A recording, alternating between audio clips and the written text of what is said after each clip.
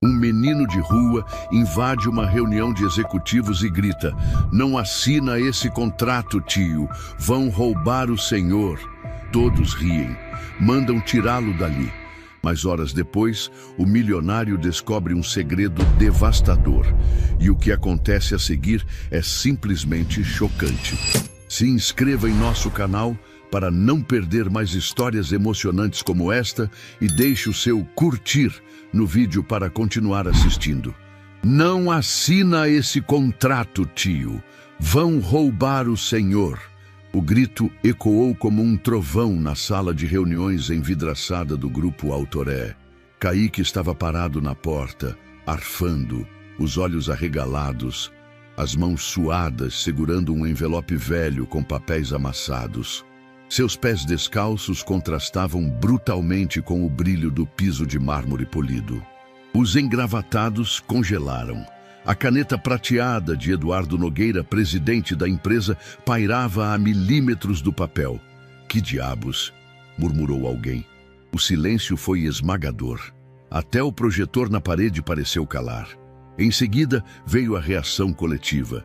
Risos, um riso nervoso, debochado, de quem não sabe lidar com o absurdo, um riso de desprezo, um riso de ameaça disfarçada de piada.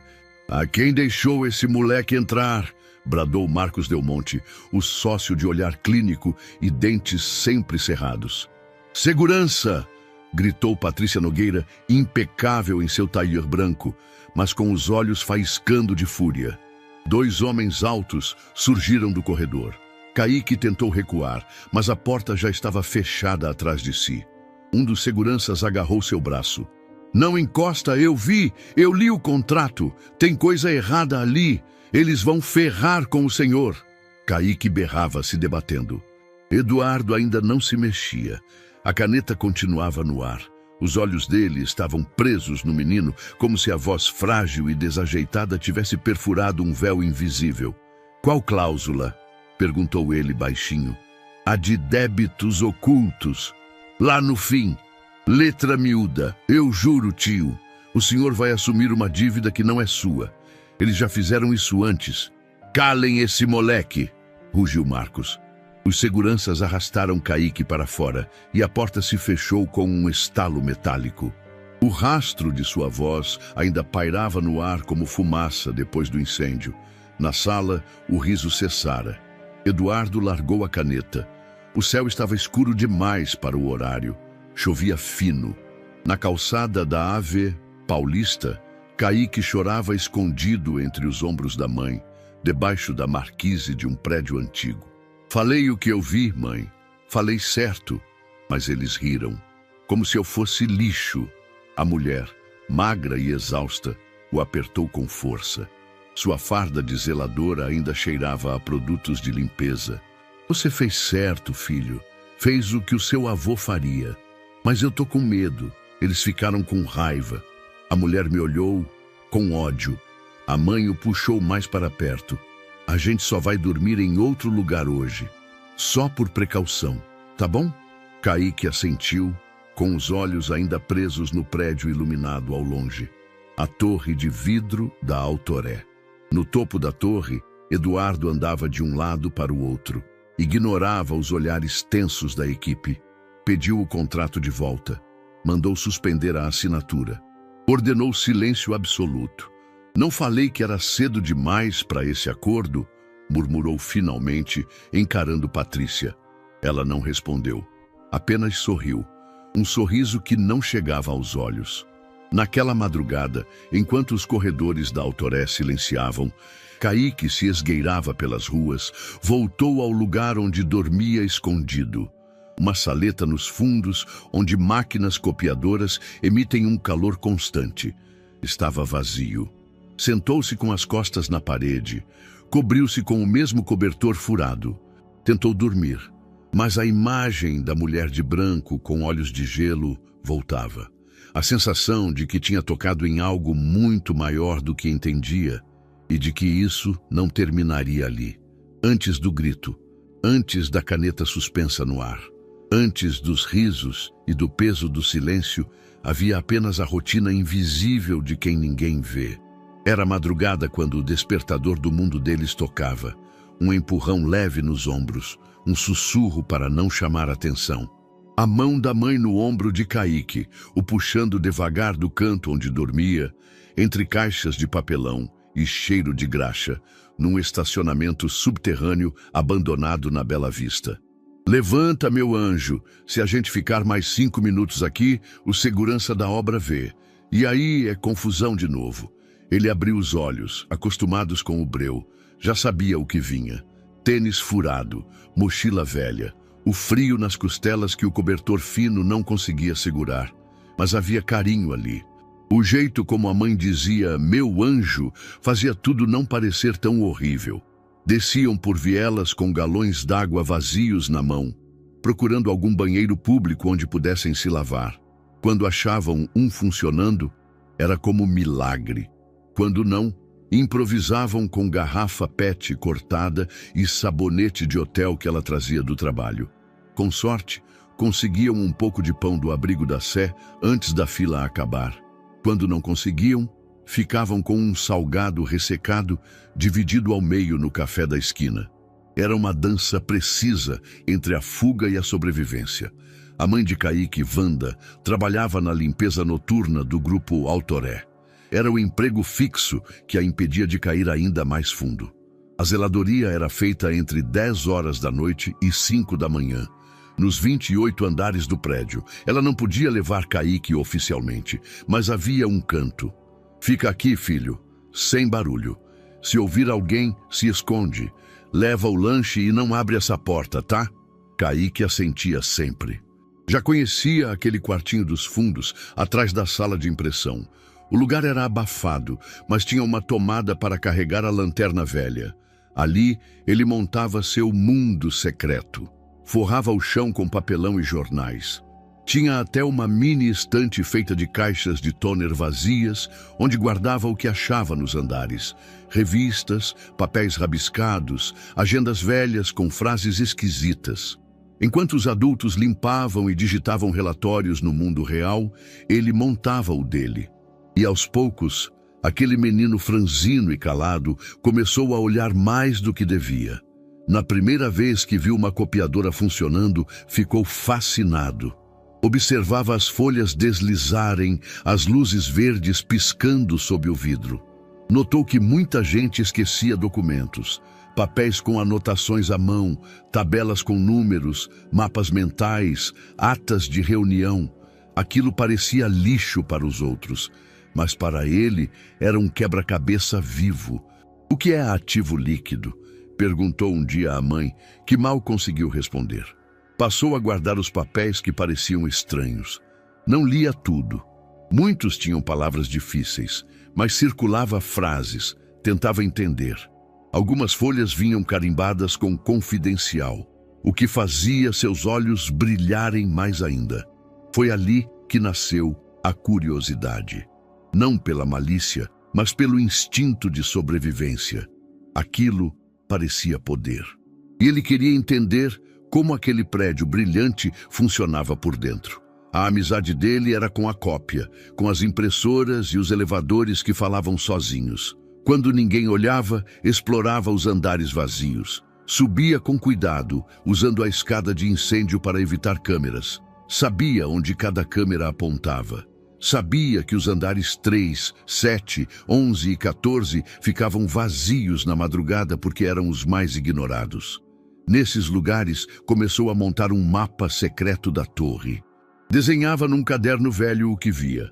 Salas trancadas, nomes nas portas, códigos em pastas. Inventava até senhas com base nos papéis abandonados. Uma noite, achou um papel com rabiscos que pareciam fórmulas. Embaixo, um desenho tosco de uma pirâmide.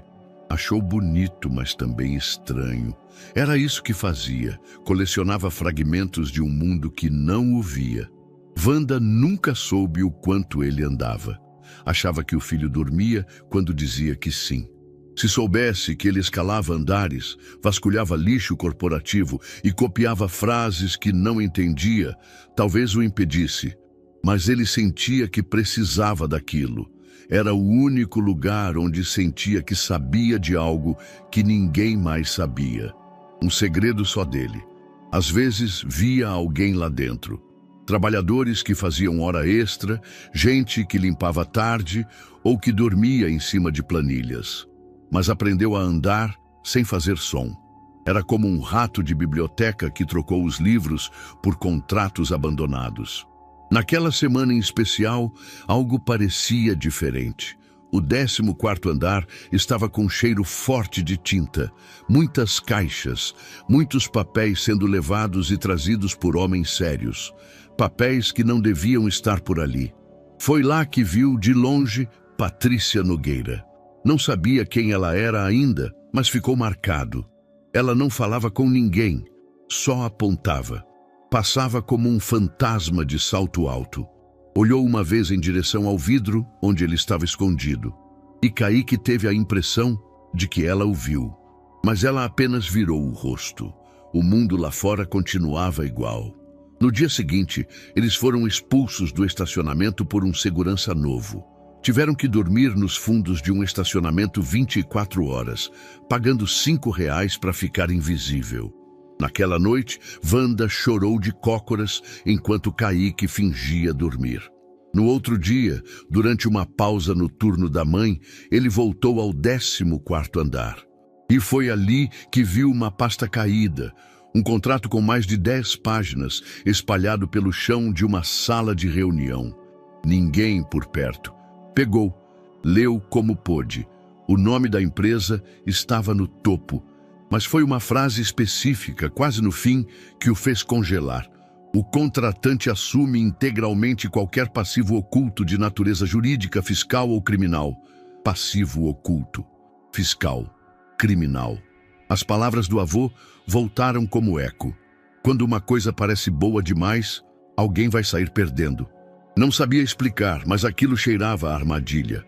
Voltou correndo para o quartinho dos fundos com o contrato nas mãos. Subiu até a luz, subiu até o lugar onde tudo brilhava, onde tudo parecia imaculado. Sentia no peito, algo grande estava prestes a explodir. A porta do 14º andar não fazia barulho. Kaique já sabia disso, era a única que girava sem estalo. Ele empurrou com cuidado e entrou com a respiração contida, como se invadisse o cofre de um castelo. O corredor estava quase escuro, exceto pela luz azulada de uma impressora ainda ligada, piscando em alerta por falta de papel. Um zumbido distante vinha do ar-condicionado, ecoando como vento em caverna. Passos lentos, curvado. Ele já tinha mapeado os pontos cegos das câmeras. Aquela noite, porém, algo estava diferente. A sala de reuniões estava aberta, o que por si só já era esquisito. Geralmente trancavam tudo ao sair. Luz de tela ainda acesa. Uma cadeira virada. E no chão, como se alguém tivesse deixado cair apressadamente, uma pasta vermelha com folhas saindo pelos cantos. Kaique hesitou por um segundo. Lembrou da mãe. Não mexe no que não é teu, menino, lembrou do avô. Quem presta atenção no que os outros ignoram, vê o que ninguém vê. Ele entrou. A luz branca refletia nos móveis de vidro e aço escovado. A pasta caída parecia deslocada naquele ambiente limpo demais. Como um corpo num crime mal disfarçado. Ajoelhou-se ao lado. Com as mãos sujas de grafite da mochila, puxou as folhas com cuidado. Eram páginas e mais páginas de um contrato, todas carimbadas com selos de revisado, aprovado e urgente. Algumas com nomes de advogados. O brasão da Autoré estampado no cabeçalho. Letras pequenas, parágrafos longos, mas algo no meio chamou a atenção. Uma mancha de café entre as páginas, como se alguém tivesse tentado escondê-la por acidente. Puxou aquela folha e leu, devagar, tropeçando nas palavras. Responsabilidade solidária, pela integralidade de débitos ocultos, de natureza criminal e fiscal. O coração bateu mais rápido. Ocultos?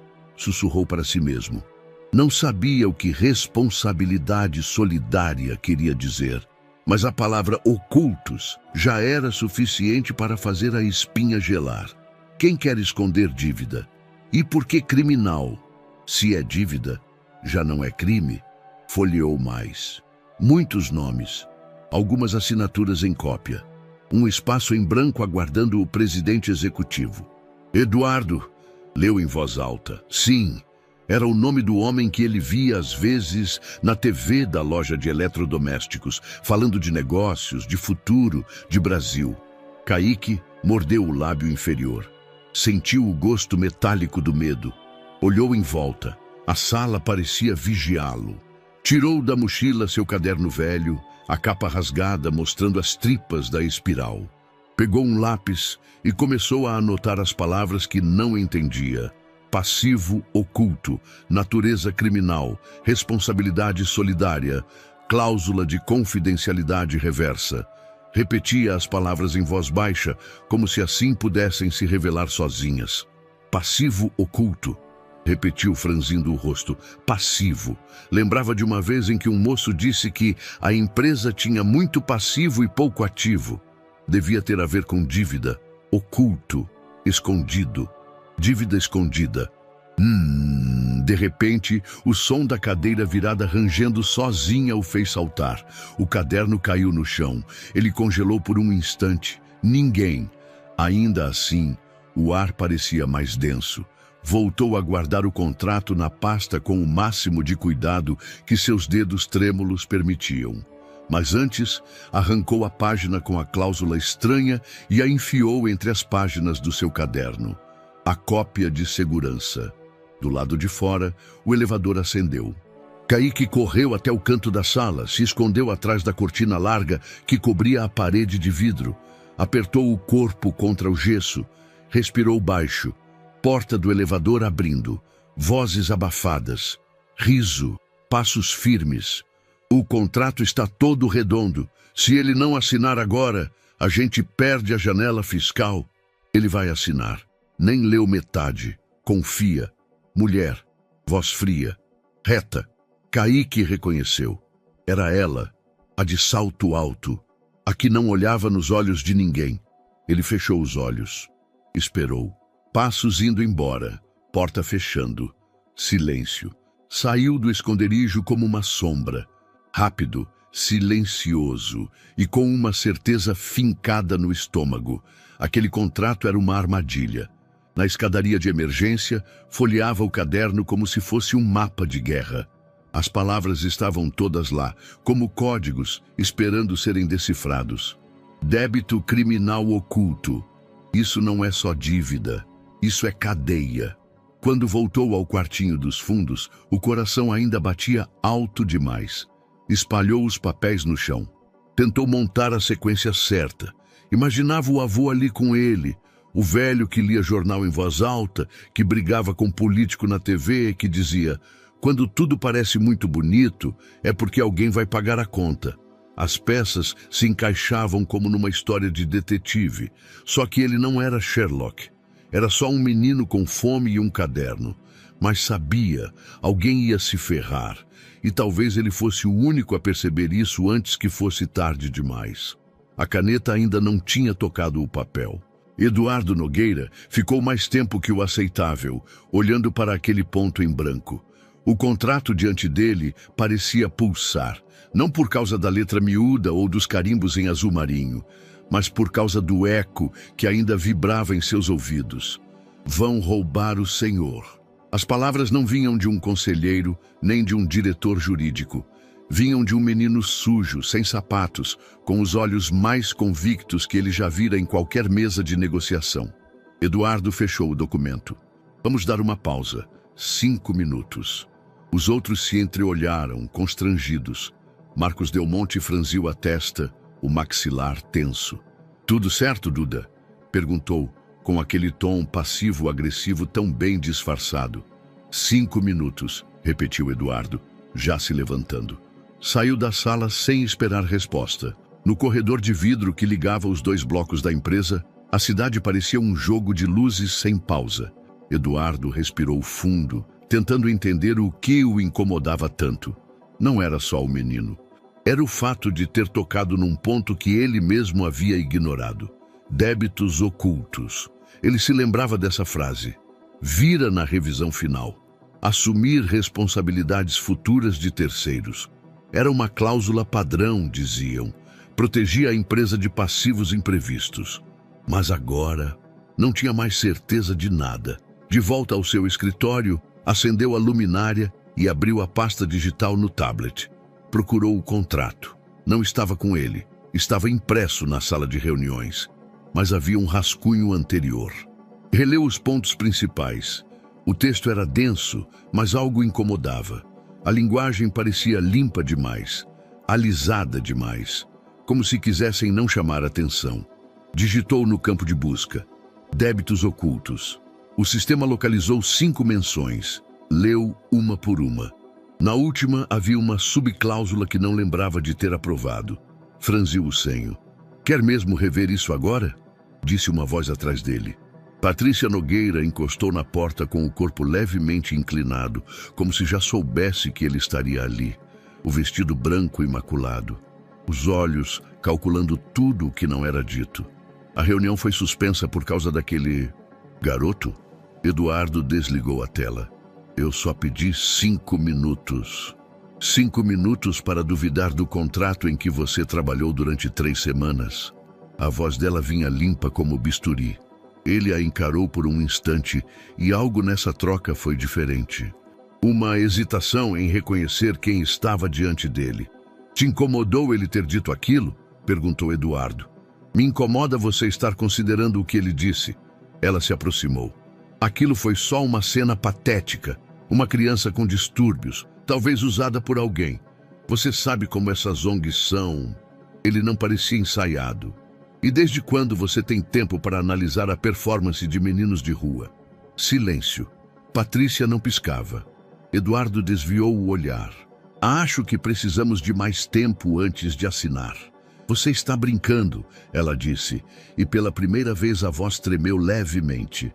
Só quero garantir que tudo esteja claro, cristalino. Está claro há semanas. Nem tudo. Tem uma subcláusula sobre transferências retroativas de passivos. Você sabia disso?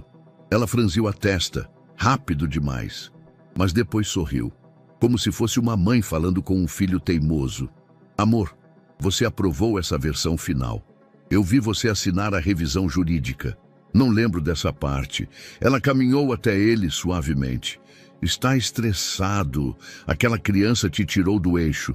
Mas amanhã tudo volta ao normal. Colocou a mão no ombro dele. Eduardo não reagiu. Apenas a observou com olhos que não enxergavam há algum tempo. Por que tanta pressa, Patrícia?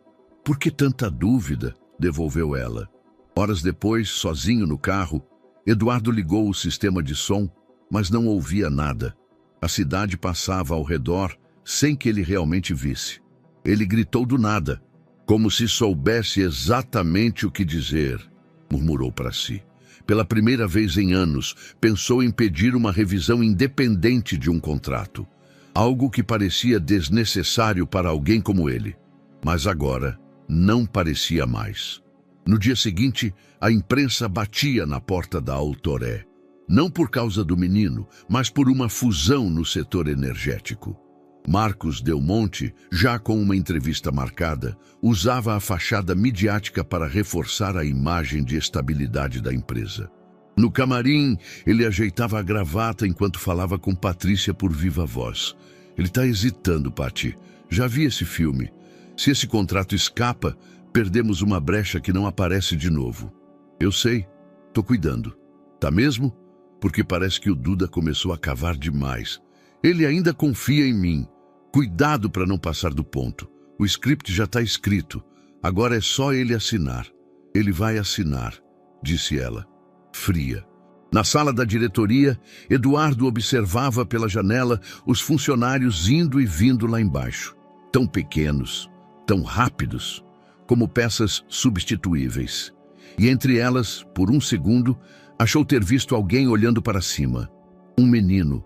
Talvez fosse imaginação. Mas o desconforto continuava ali, como uma pedra no sapato. E quanto mais tempo passava, mais ele começava a pensar. Se fosse verdade.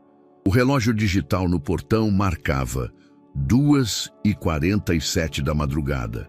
Kaique passou abaixado, lanterna em punho, contornando a doca de carga. Já sabia o caminho de cor. A Autoré à noite era outra coisa, escura, vazia, inquietante. E naquela madrugada ele não voltava para dormir. Voltava com sede de respostas. No 14º andar tudo parecia igual, até o som metálico que ecoou ao fundo. Gavetas, vozes, algo errado. Kaique avançou em silêncio, cruzando corredores como se fossem vielas familiares. Espiou por uma divisória. 2 homens. Um fumava, o outro revirava papéis. Se ele assinar até sexta, a culpa passa para ele. Ninguém pega a gente, dizia o do paletó. E o garoto? Coincidência. E se for problema, some, igual o estagiário. Silêncio. Gargalhada abafada. Kaique gelou. O estagiário? No bolso, o caderno. Começou a anotar, mão trêmula. O lápis escorregou. Toque seco. Ouviu isso? Passos se aproximando. Kaique se escondeu atrás da copiadora, o coração martelando. A lanterna de um deles passou a centímetros. Um foi verificar a escada, o outro ficou, rondeou, quase o viu. Então ele correu. Ali! Corredor escuro, portas trancadas, tapete escorregadio. Desviou, entrou num depósito. Se encolheu entre estantes. O cheiro de mofo misturado ao medo. Silêncio. Aparece rato, murmurou a voz, cada vez mais próxima. Luz apagada, tudo escuro. O som da respiração dele, contida. Minutos. Depois, passos recuando, a porta se fechando. Fim. Kaique esperou mais 5 minutos antes de sair. Desceu 14 andares correndo, tropeçando, arfando. Rasgou a mão na escada, mas não parou. No térreo, escapou pelo corredor dos fundos, cruzou o beiral e alcançou a rua. Ficou ali, ofegante, encarando a torre iluminada. A Autoré escondia mais do que cifras. Escondia gente, escondia armadilhas. Na mochila, o caderno apertado contra o peito. E na mente, a certeza. Ele estava no meio de algo grande e não podia nem queria voltar atrás. Na manhã seguinte, Eduardo estava em sua sala antes do sol nascer.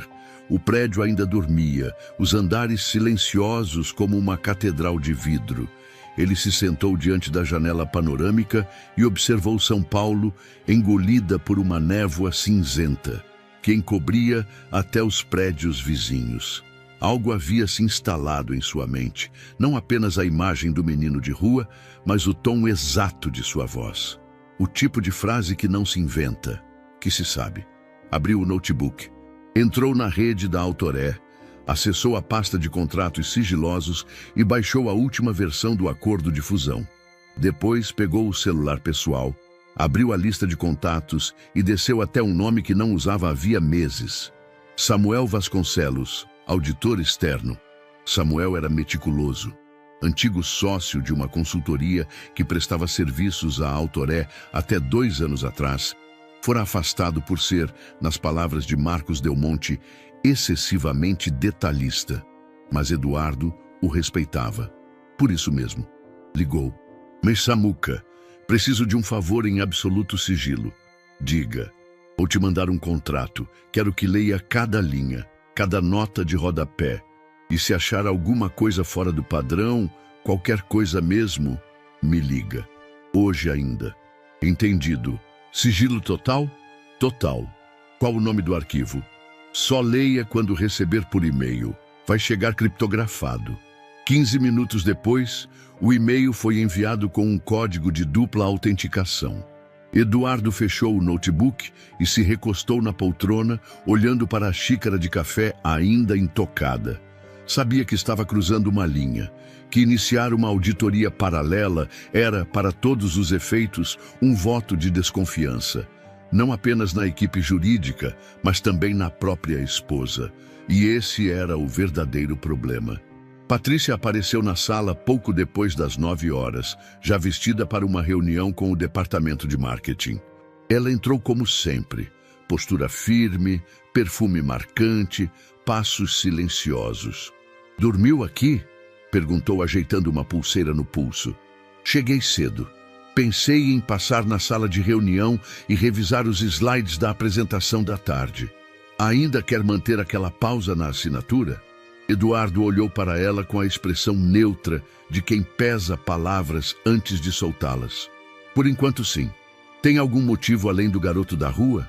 O tom era gentil, mas o olhar calculava. Estou me perguntando por que fizemos tanta questão de acelerar algo tão complexo. Porque o mercado não espera e porque já temos tudo alinhado. As cláusulas, os ativos, os pareceres. Os pareceres de quem? Ela o encarou. Pequenos segundos de tensão flutuaram entre eles. Do nosso jurídico e do seu diretor financeiro. Se quiser, podemos repassar juntos. Não, ele disse sem olhar diretamente. Só estou reorganizando as ideias. Melhor assinar com calma do que responder processo depois. Patrícia sorriu, um sorriso de conveniência, de manual. Claro, o tempo é seu, só espero que ele não custe caro. Por volta do meio-dia, o celular vibrou. Era Samuel. Eduardo atendeu de imediato, caminhando até a varanda externa, onde o ruído da rua abafaria qualquer escuta indesejada. Fala. Tem algo estranho. O coração de Eduardo apertou. Fala direto. Tem uma cláusula escondida na penúltima página. Vem camuflada em jargão técnico e duplicada em 2 pontos do anexo fiscal. Ela transfere a responsabilidade integral por débitos retroativos, inclusive de natureza criminal, ao signatário individual. Isso anula o escudo jurídico da empresa? Pior, faz parecer que foi você quem montou o esquema caso algo venha à tona.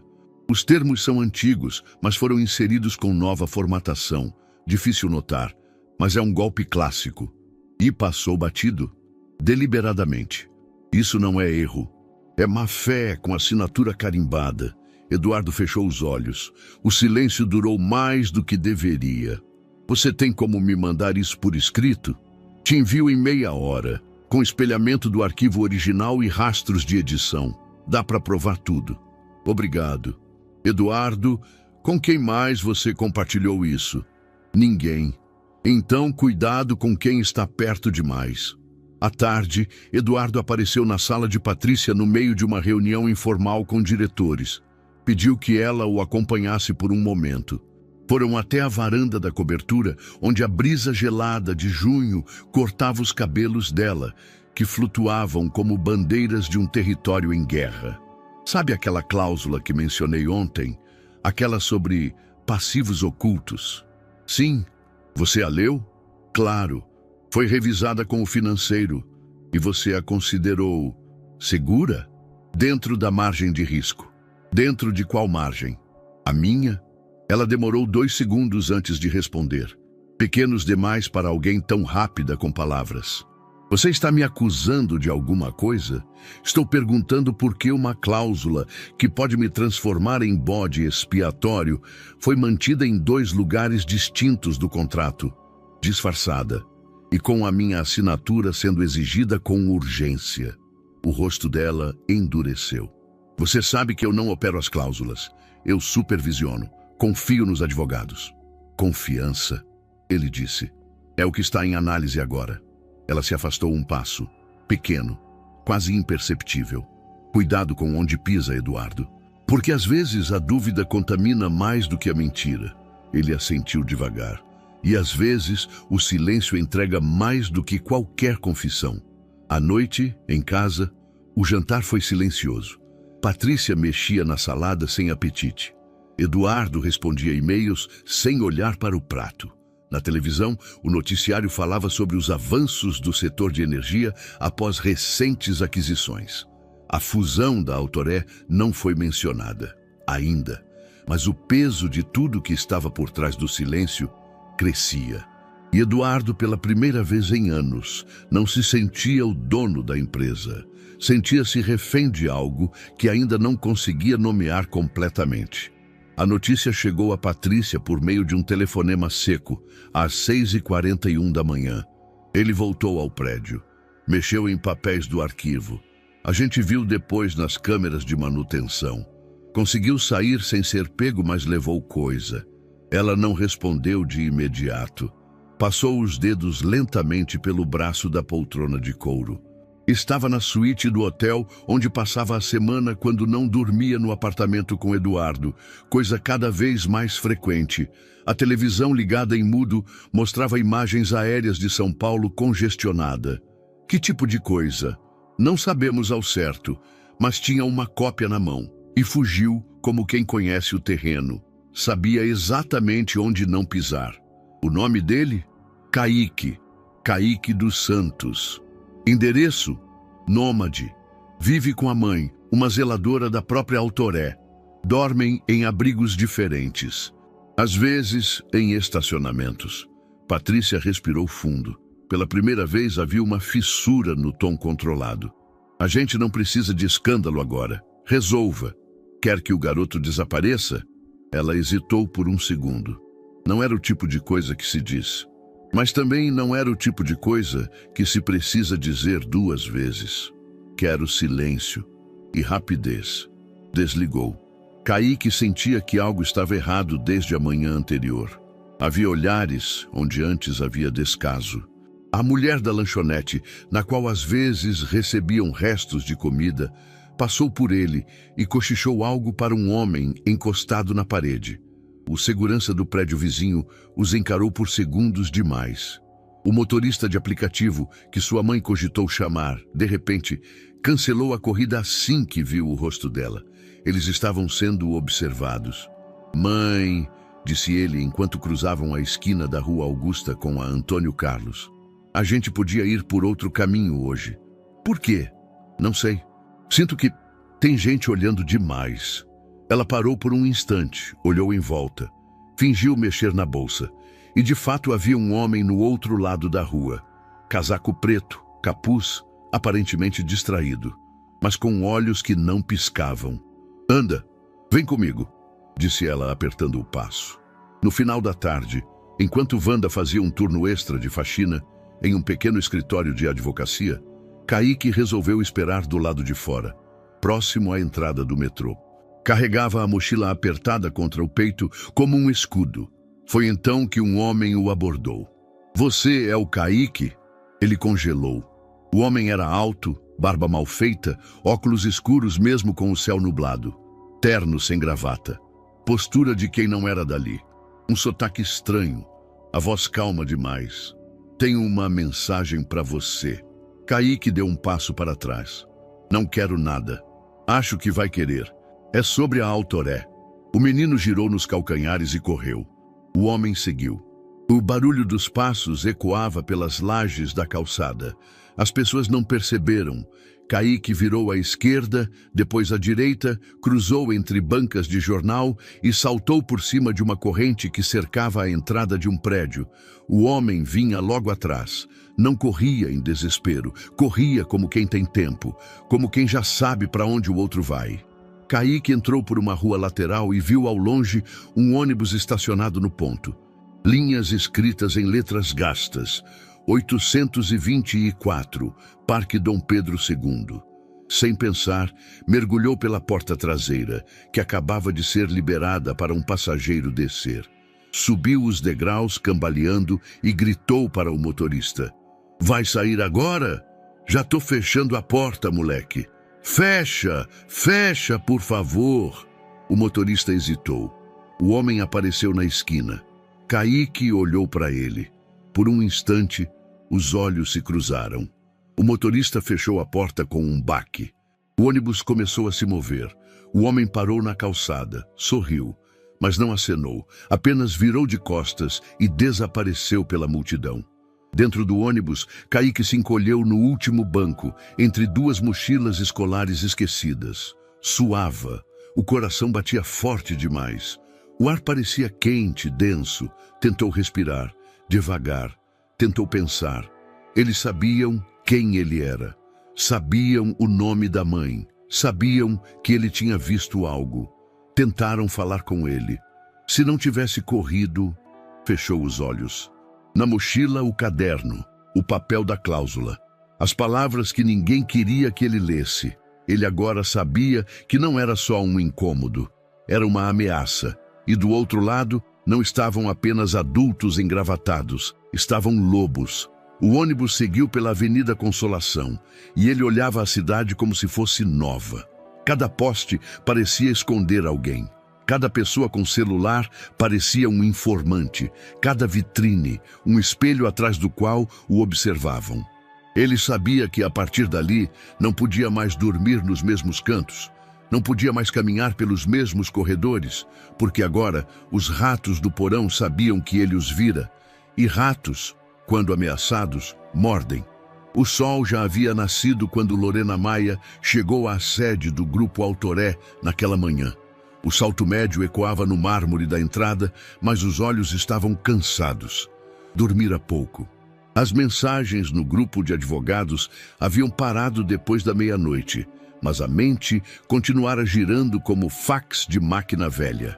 Ela era especialista em contratos, embora sentisse há tempos que mais defendia interesses podres do que justiça. Sua ética tinha sido testada muitas vezes, mas havia limites. E nas últimas semanas, ela sentia que algo estava errado. Na portaria lateral, ao subir a escada de acesso ao setor jurídico, notou um vulto. Parou. Sob a escada de emergência, entre a parede e um engradado de madeira empilhado, havia um corpo pequeno, encolhido, coberto parcialmente por uma mochila desbotada. Os joelhos arranhados, os olhos vermelhos, mas vigilantes. "Ei!" ela disse, não com medo, mas com cuidado. "Tá tudo bem?" O menino ergueu os olhos. A tensão naqueles ombros miúdos era quase física. Ela se abaixou. "Você está machucado?" Ele hesitou. Depois, como quem faz um cálculo interno de risco, respondeu: "Não posso ir para casa. Estão atrás de mim." Lorena examinou o rosto dele. Era jovem, magro, assustado, mas havia algo nos olhos. Algo vivido demais para alguém tão pequeno. "Qual seu nome?" "Kaique. Está fugindo de alguém?" "É por causa de um papel que eu achei. Lá dentro. Um contrato." Lorena engoliu seco. "Lá dentro onde?" "Na sala de reunião. No 14º andar. Tinha uma cláusula escondida. Eu li e avisei o presidente." Agora ela se sentou de verdade no chão. O uniforme escuro ficou sujo na parte de trás, mas ela nem ligou. "Espera, você é o menino da reunião?" Ele assentiu. "Me expulsaram, me xingaram, mas eu vi. Eu tenho até anotado." E tirou do bolso uma folha amassada, a tal cláusula. As palavras estavam sublinhadas com um lápis roxo. Lorena pegou o papel, leu e soube naquele exato instante que estava diante de algo muito maior do que imaginava. "Sobe comigo, agora. Eu conheço um lugar seguro." Ele hesitou. "Eu não confio mais em adulto." Ela respirou fundo, baixou o tom, apontou para o crachá. "Eu trabalho aqui, mas não sou amiga de todo mundo. Eu já desconfiava dessa papelada. Você não está errado. Me deixa te ajudar." Kaique olhou para ela. Não havia ternos, nem salto alto de chefe, nem tom de comando. Era só uma mulher tentando convencer um menino a não fugir mais uma vez. "Tá bom, mas só se a gente sair rápido." "A gente vai." Lorena levou Kaique até o estacionamento dos fundos. De lá, pegou o próprio carro, um hatch antigo, mas limpo, e dirigiu até um pequeno abrigo comunitário numa travessa perto do Cambuci. Era um lugar onde já havia encaminhado 2 mães em situação de risco. Nada de luxo, mas seguro, sem burocracia. No caminho, ela não fez perguntas. Apenas ofereceu água e um sanduíche que tinha na bolsa. Kaique devorou em silêncio. Quando chegaram, ela conversou com a coordenadora. Explicou que ele não poderia ser registrado formalmente ainda. Disse que era uma situação temporária, de risco. Confiaram nela. Havia uma rede silenciosa de profissionais que ainda acreditavam em proteger, não apenas gerir. Kaique ganhou um colchonete no canto do salão, um lençol limpo e uma toalha. Foi tomar banho sem dizer palavra. Lorena ficou esperando. Enquanto ele dormia, encolhido sob o lençol como se ainda estivesse fugindo, Lorena abriu o laptop. tinha guardado cópias internas de versões antigas do contrato de fusão da Autoré. Acessou os arquivos, comparou versões, analisou datas de modificação, e lá estava. A cláusula não existia nas primeiras minutas. Foi adicionada há menos de 3 semanas, por alguém com acesso interno ao jurídico, e as alterações tinham sido validadas por Patrícia Nogueira. Lorena respirou fundo. Não era paranoia, era um esquema. Antes de sair, ela deixou um bilhete dobrado sobre o colchão de Kaique. Você não está sozinho, eu acredito em você. Amanhã a gente conversa mais. Lorena. No dia seguinte, a cidade acordou com o céu pesado, mas naquele abrigo de muros descascados havia um silêncio raro. Kaique acordou, leu o bilhete e, pela primeira vez em dias, sorriu sem se sentir culpado. O abrigo ficava numa viela estreita do Cambuci, entre um muro grafitado e um posto de gasolina desativado. Por fora, parecia só mais uma casa esquecida pela pressa da cidade. Por dentro, era um mundo de silêncios quebrados. Kaique acordou cedo, antes dos outros. O lençol estava embolado nos pés e a camiseta grudada no corpo por causa do calor abafado. Ainda era difícil acreditar que estava seguro ali. Nenhuma porta batendo, nenhum grito distante, nenhum som de passos apressados à noite. Ainda assim, não dormira bem. Sonhara com corredores vazios, arquivos caindo e uma voz que dizia sem rosto: agora você sabe demais. Na cozinha do abrigo, uma senhora distribuía pão e leite ralo numa fila desorganizada de crianças.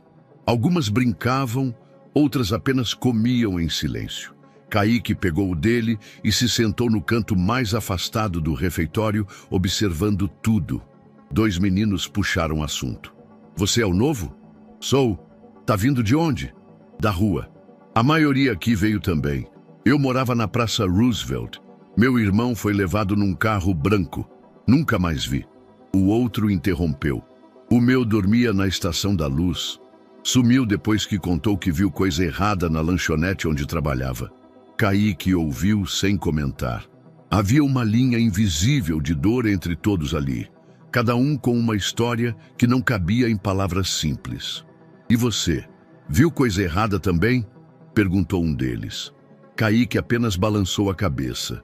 Não sabia explicar e não queria expor Lorena, nem a si mesmo. Mas por dentro, o coração batia diferente. Havia algo no ar, como se estivesse cercado de peças de um quebra-cabeça maior do que ele supunha. Mais tarde, no pátio dos fundos, um senhor varria folhas com um ar resignado. Magro, bigode fino, olhos fundos, tinha nome de crachá: Silvério Voluntário. Kaique se aproximou, curioso. O senhor trabalha aqui há muito tempo? Desde que me aposentei. 30 anos limpando chão em empresa grande. Agora limpo o chão por escolha. Qual empresa? Autoré Investimentos. Kaique gelou por dentro. Aqui fica na Paulista. Aquela mesma, mas isso foi antes, quando ainda se chamava Gomes e Nogueira, antes da fusão. Silvério continuou varrendo. Depois parou. Você trabalha lá? Kaique hesitou. Mais ou menos. Silvério soltou uma risada seca, como se reconhecesse o tipo. Te vi ali dentro, né? Nos fundos, nas madrugadas. Você é o menino que ficava atrás das copiadoras. Kaique arregalou os olhos. O senhor me viu? Eu via mais do que deixava parecer. Aprendi isso com o tempo. Menino quieto que não mexe onde não deve, eu deixava em paz. Kaique se aproximou. O senhor já viu algo errado por lá? Silvério parou. Olhou em volta. Baixou o tom. Uma vez, um estagiário sumiu. Gente boa. Tímido, mas esperto.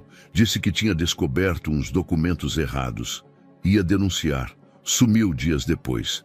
Ninguém falou mais nada. Como era o nome dele? Silvério coçou a barba, pensou um instante. Rodrigo. Rodrigo Abreu. Tinha uns 20 e poucos anos. Kaique fechou os olhos. Rodrigo Abreu. O nome estava na última página da pasta vermelha. Ele tinha circulado de lápis sem entender por quê. Era um dos revisores do contrato.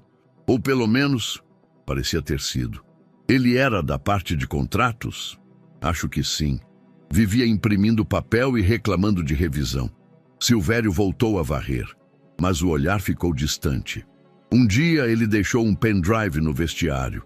Nunca voltou para buscar. Depois disso, cortaram até o armário dele. Disseram que foi transferido. Mas ninguém transferido some sem levar nem mochila. Kaique sentou no degrau. A mente voava em 1000 direções. Rodrigo Abreu, o estagiário que sumiu. A mesma cláusula que ele descobriu. A mesma empresa, o mesmo silêncio. Naquela noite, deitado no colchonete, Kaique repassava cada palavra dita por Silvério. As vozes das crianças no pátio, as histórias de irmãos e amigos que desapareceram, tudo parecia ganhar forma, como se estivessem desenhando um mapa que só ele via. Pegou seu caderno e escreveu: Rodrigo Abreu, estagiário desaparecido pendrive, vestiário cláusula escondida, revisão de contrato. Fechou o caderno. E pela primeira vez, sentiu que não era só ele contra o mundo. Outros também sabiam, outros também sumiram. E agora ele começava a entender o que estava realmente em jogo. O abrigo ainda vivia em meio a ruídos pequenos, passos apressados, panelas batendo, alguém rindo por trás de um portão. O eco de vozes juvenis que cresciam no volume e depois sumiam como ondas. Naquela tarde abafada, Kaique ajudava um dos coordenadores a trocar uma lâmpada queimada no depósito. A escada de ferro estava instável e o teto baixo demais. Kaique segurava a lanterna, subia devagar pelos degraus, equilibrando o foco de luz na direção da luminária antiga. "Cuidado aí em cima", disse a coordenadora. "Tô vendo, só preciso..." Ele esticou o braço, mas ao apoiar a mão na parede sentiu algo estranho. Um som oco. Olhou melhor. Uma das placas de manutenção de madeira próximas à luminária parecia solta. Curiosidade. Ele tocou com cuidado, forçou com as unhas sujas. A placa cedeu alguns centímetros e atrás dela, entre poeira, fios expostos e uma teia de aranha espessa, havia algo, pequeno, retangular, envolto em fita adesiva fosca. Kaique puxou com cuidado. Um pendrive. À noite, esperou todos dormirem. Deitado no colchonete, ouviu os sons da cidade abafados pelas paredes de concreto.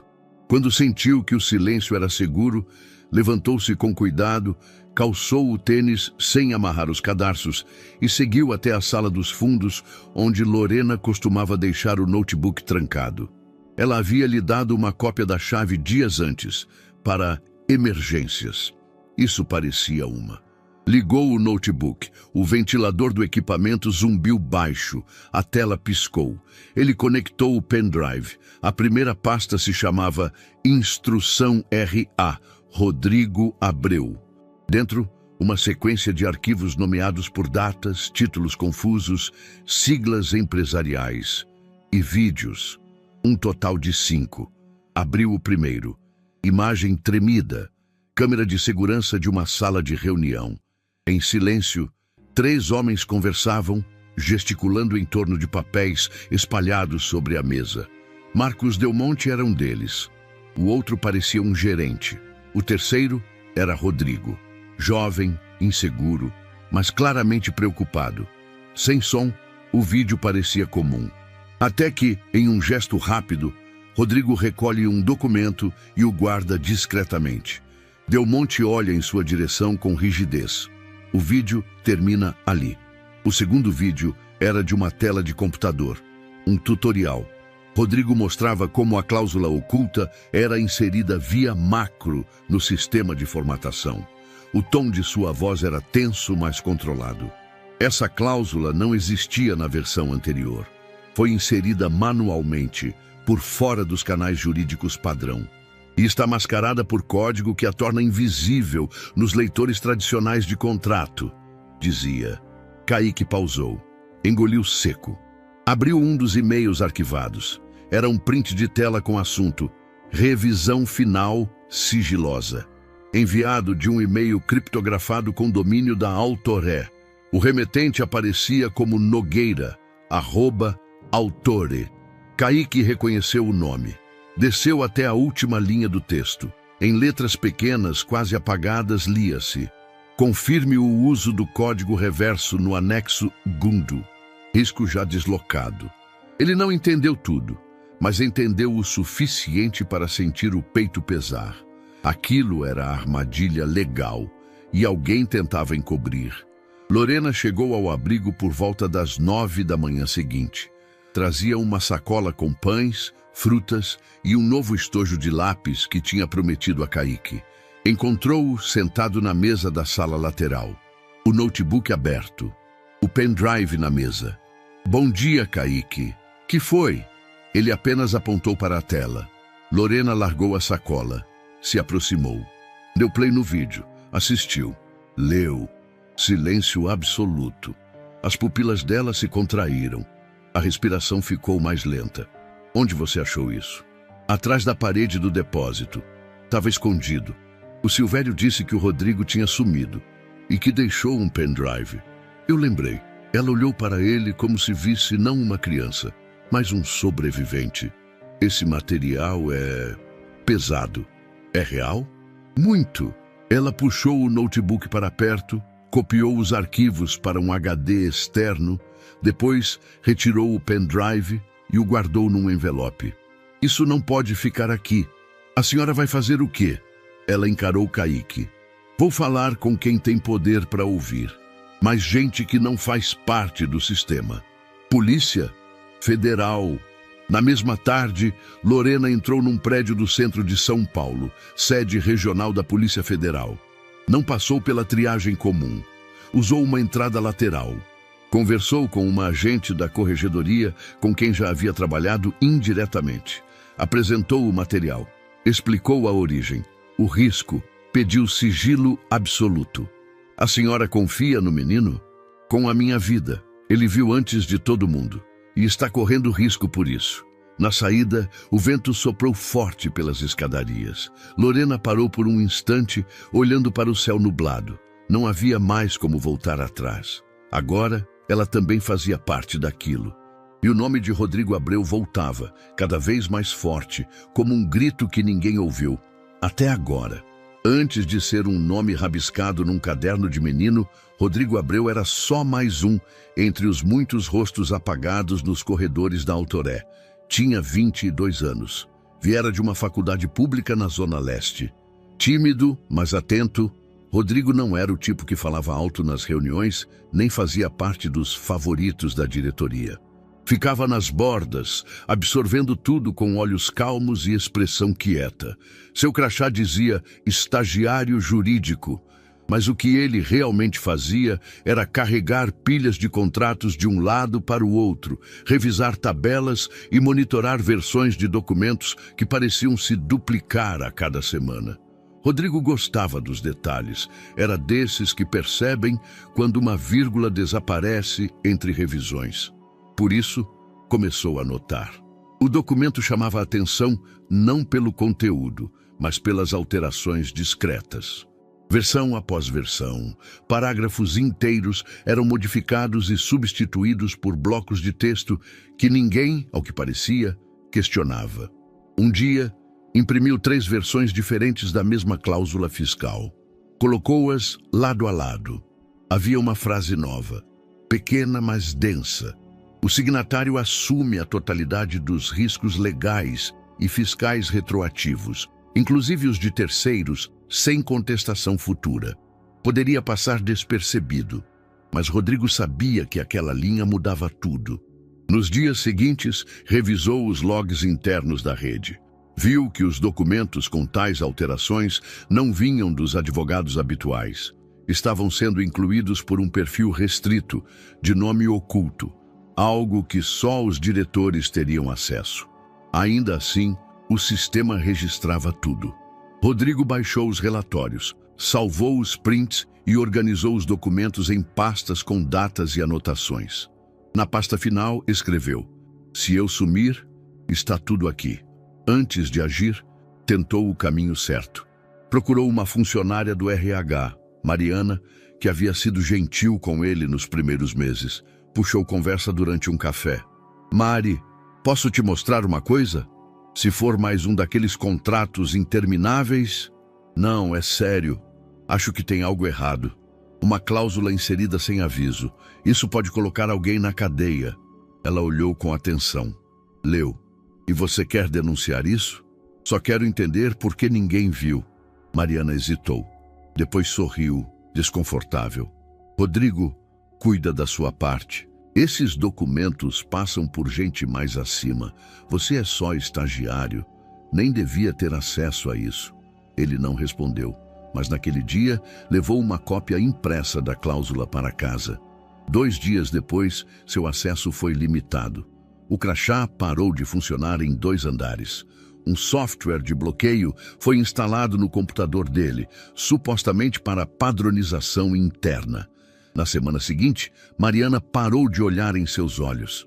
O gerente direto, Sr. Jorge, passou a supervisioná-lo de perto e lhe foi atribuído um novo treinamento comportamental. Rodrigo começou a se sentir cercado. Na última segunda-feira em que foi visto, Rodrigo chegou cedo. Tinha um pendrive no bolso, uma mochila com roupas e pediu para conversar com o chefe de RH. Não conseguiu.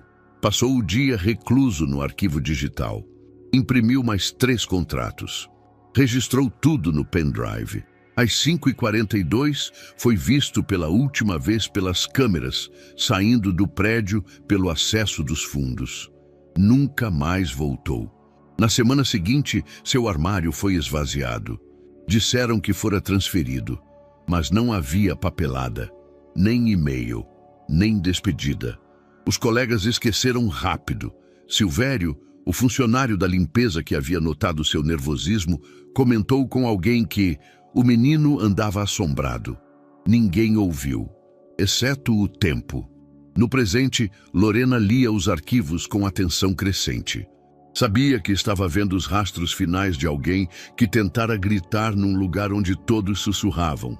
E agora, outro nome havia surgido. Kaique, um menino, um eco, um alerta vivo. Ela fechou o laptop e olhou para a porta do abrigo, onde Kaique jogava bola com 2 garotos mais novos, como se nada tivesse acontecido. Mas ela sabia. Agora, a vida dele também valia uma denúncia. E o mundo à volta, esse mundo de rostos frios e janelas espelhadas, não hesitaria em calá-lo, se pudesse. O primeiro aviso não veio com grito, veio com silêncio. Naquela tarde, Wanda, a mãe de Kaique, percebeu o mesmo homem cruzar seu caminho 2 vezes seguidas em ruas diferentes. Primeiro na saída do mercadinho, depois ao virar a esquina da lavanderia comunitária.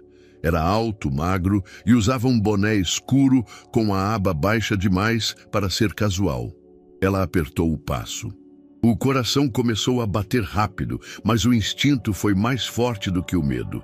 Parou de andar, virou-se de uma vez, encarando o homem como quem diz, "Eu te vi." Ele cruzou os braços.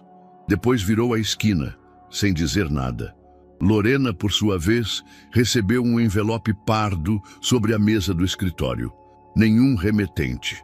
Apenas seu nome manuscrito com caneta preta, caligrafia elegante demais para parecer apressada. Dentro, uma única folha impressa, uma foto do carro dela estacionado na porta do abrigo. Abaixo da imagem, uma frase curta. "Você não tem filhos. Não cause o luto de outra mãe." Ela congelou. Não havia assinatura, nem endereço, nem e-mail. Mas a mensagem estava clara. Na sede da Autoré, Eduardo Nogueira observava os telões de andamento financeiro da empresa sem realmente vê-los. Marcos Del Monte entrou sem bater. Trazia um dossiê na mão e um sorriso que parecia esculpido em pedra. "Precisamos falar, sério. Sobre o quê? Sobre você. Ou melhor, sobre o risco que você está se tornando para si mesmo." Eduardo permaneceu calado. Marcos se sentou, abriu o dossiê e empurrou para o lado dele. Esse material ainda não foi para a imprensa, nem para o conselho. Eram fotos, print de e-mails antigos, trocas de mensagens editadas, tudo montado para parecer que Eduardo havia aprovado cláusulas suspeitas em outros contratos. contratos que ele sequer lembrava de ter lido. Isso é ameaça? É prevenção. E o que você quer? Que pare de fuçar, assine o contrato, cumpra sua função e ninguém mais sofre. E se eu não assinar? A vida é feita de escolhas, Duda. Você escolhe se quer sair como visionário ou como cúmplice. Eduardo fechou a pasta, mas algo dentro dele se quebrou de vez. Naquela noite, São Paulo afundava sob uma tempestade. Raios rasgavam o céu como feridas iluminadas. O abrigo perdeu a luz por 2 horas e o gerador demorou a funcionar. Kaique, inquieto, decidiu ir até o mercadinho da esquina, onde sabia que ainda vendiam pão quente depois das 9. Levava a mochila nas costas, usava o capuz. Atravessou a rua correndo, desviando das poças, e pegou o atalho por um beco entre 2 prédios comerciais. Ouviu algo, rodas derrapando, faróis acesos, um carro preto acelerando direto na sua direção. Não havia tempo. Kaique largou a mochila e correu em linha reta. O carro avançava rápido, pneus chiando contra o asfalto molhado. O farol iluminava a parede do beco, espirrando água em todas as direções. Ele saltou contra um portão enferrujado, escorregou na parede e caiu de lado, batendo o ombro no chão. O carro passou a centímetros, não parou, não olhou, desapareceu na próxima esquina. Kaique ficou ali, encharcado, com o ombro ardendo e a respiração entrecortada. Ninguém na rua, só o som da chuva. Quando voltou ao abrigo, Lorena já estava lá. Ele entrou trêmulo, com a camisa grudando no corpo, e disse baixo: "Tentaram me pegar, um carro, no beco. Foi de propósito." Ela o abraçou, sem dizer nada. Na mão dela ainda estava o envelope. Naquela madrugada, Lorena não dormiu. Passou horas digitando relatórios, organizando os arquivos que Kaique havia descoberto e redigindo um novo dossiê. Agora, tudo tinha mudado. Antes, eram papéis perigosos. Agora, eram vidas em risco. O relógio marcava 10 horas quando Eduardo Nogueira entrou no apartamento de cobertura na Vila Nova Conceição. A porta se fechou atrás dele com um estalo surdo. O som seco ecoou nos mármores da sala silenciosa como um estalo de rompimento. No canto, a luz amarela do abajur iluminava Patrícia. Sentada com as pernas cruzadas em frente à lareira elétrica, lia uma revista de arquitetura com um copo de vinho ao lado. Ela levantou os olhos e sorriu. "Trabalhou até tarde?" perguntou com a suavidade calculada de quem domina o próprio cenário. "A gente precisa conversar", disse Eduardo, ainda sem tirar o paletó. A voz soava firme, mas cansada. Uma exaustão que vinha do estômago e subia como náusea. Patrícia apoiou a taça na mesinha de vidro, nenhuma tensão aparente. "Claro, meu amor. Sobre o quê?" Eduardo caminhou até a janela e abriu as cortinas. A cidade abaixo ainda pulsava. Carros, buzinas, luzes de freio vermelhas costurando o asfalto como fios elétricos. Ele não se virou quando falou. "Sobre o Rodrigo Abreu e o contrato e tudo que você vem tentando esconder." Silêncio. Lento, ele girou o corpo e a encarou. "Você achou que eu não ia descobrir? Achei o pendrive, vi os vídeos, ouvi as gravações. Você me colocou como fiador de um esquema criminoso. Ele respirou. "Eu ia assinar aquilo, Patrícia. Você me entregou. Me entregou como se eu fosse só um fantoche." A mulher apenas o observava. Uma quietude glacial tomou conta do rosto. Depois, um sorriso leve, quase triste. "Eduardo, você está ouvindo quem? Um menino de rua? Uma advogada que mora num abrigo? Um estagiário que nem sequer está mais vivo?" Ele não respondeu de imediato. "Você sabia que o menino quase foi atropelado ontem?" Patrícia suspirou. "Olha onde você está se metendo. Ou melhor, com quem? Com quem teve coragem de me impedir de assinar? Coisa que você não teve." Ela se levantou devagar. "Eu tive coragem de proteger o que construímos. Enquanto você fazia discursos sobre ética, alguém precisava fazer o trabalho sujo. Eu fiz por nós. Você mentiu, armou, Tentou calar pessoas. Eu preservei. O mundo que você idealiza não existe, Duda. Eu só fiz o que precisava ser feito. Ele se aproximou. Agora estavam a 2 passos de distância. Você está com o Marcos? A pergunta cortou o ar como navalha. Patrícia não recuou. Estou com quem entende o jogo. E sinceramente esperava que você já tivesse entendido também. Você está me ameaçando? Ela deu um passo adiante. Estou te mostrando o que acontece com quem tenta jogar limpo num tabuleiro sujo. E se eu expuser tudo? Ela inclinou a cabeça.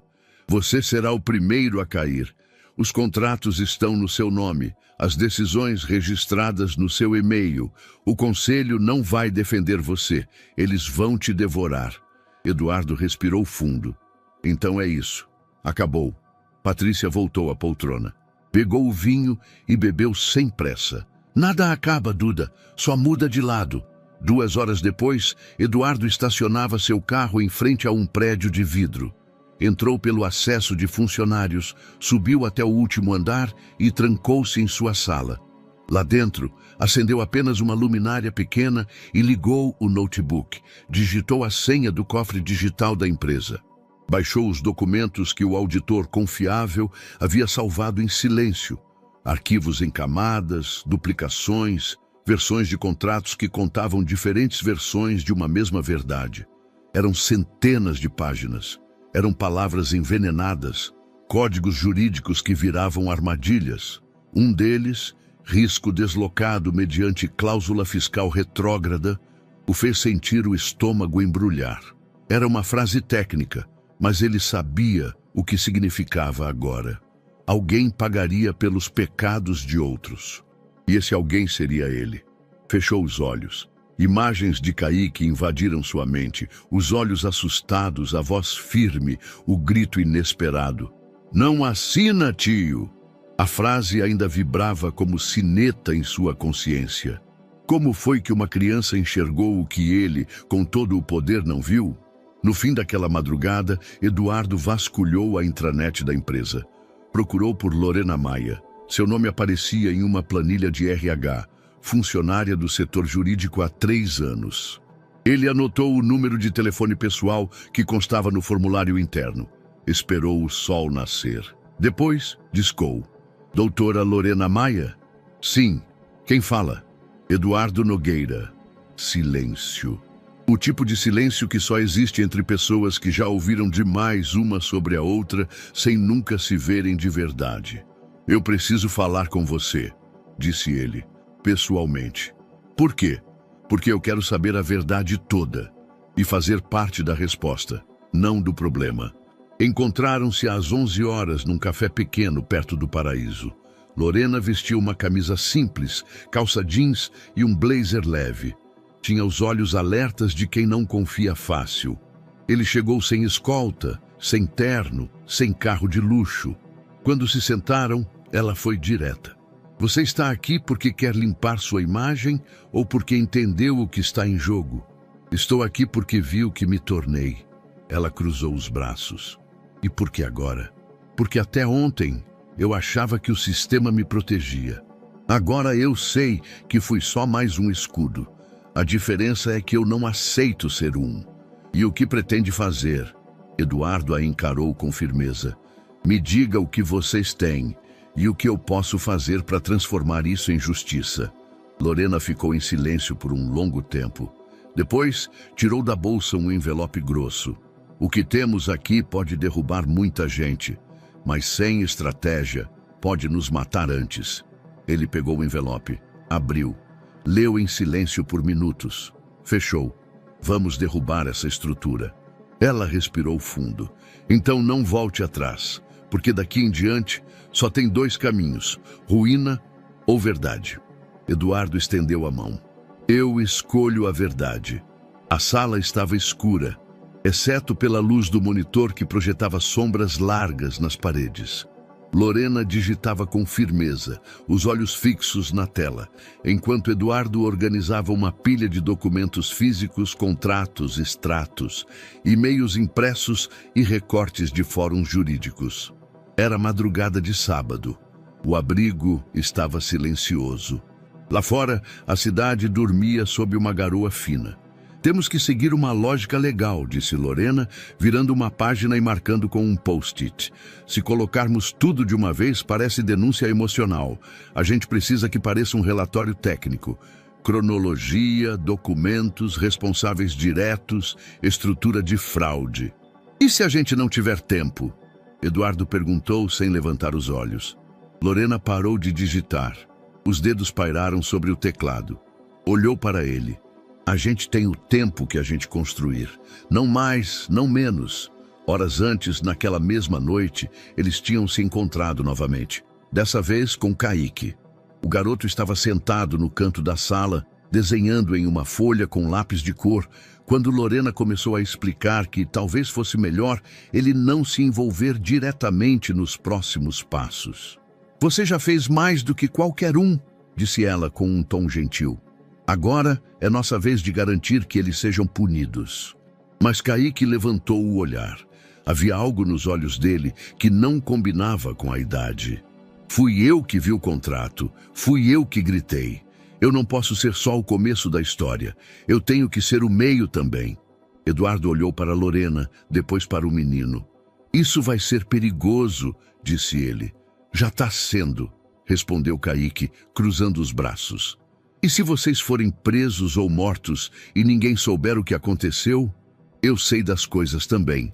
Se eles pegarem vocês, eu ainda posso contar. Lorena hesitou. Não havia bravata nas palavras dele. Era coragem crua, nascida da rua, do medo de desaparecer sem que ninguém percebesse. Tá bom, ela disse por fim, mas você vai estar comigo o tempo inteiro. Nada de sair sozinho, nada de correr. Kaique assentiu, como quem assina um contrato com o destino. Na sala improvisada do abrigo, uma antiga sala de leitura adaptada com computadores doados, o plano começou a tomar forma. Lorena digitava o esqueleto do dossiê. Datas, envolvidos, rotas de desvio de dinheiro, empresas laranja, documentos editados e conexões jurídicas. Eduardo fornecia as provas internas, indicando quais contratos haviam sido manipulados. Os registros de acesso ao sistema da Autoré, a localização dos arquivos escondidos.